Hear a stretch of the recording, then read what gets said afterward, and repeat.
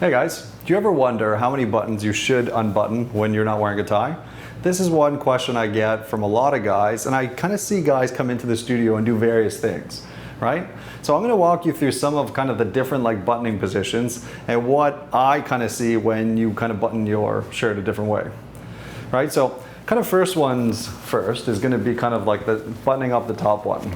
So traditionally you'd kind of want to do this when you're wearing a tie, but over in the, let's say the 2010s, a lot of guys were doing buttoning up all of their buttons and kind of just wearing no tie, and it was called kind of, I think GQ quoted as the air tie, right? So this will probably come back in fashion at some stage. Currently it's not, right?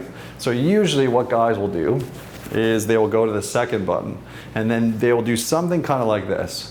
Majority of guys at least majority of my clients that work in corporate of some sort, when they're not wearing a tie, they look like this, right? So they're just unbuttoning the top one, all the rest of the buttons are buttoned. I don't think it's a bad look, don't get me wrong, but I think ideally what you should go about doing is actually unbuttoning one other button. What you get is a just much more flattering silhouette, right? So you get a little bit more of a V here. You're showing off just a little bit more chest, if not the exact same amount of kind of coverage on the chest.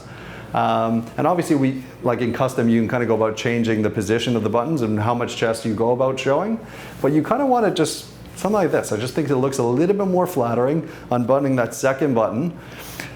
What you will sometimes find, typically on the beach of Mykonos, is someone unbuttoning this button, right? Where you kind of get full sternum, you get some chest hair action. This is going to be not for corporate and not for the city.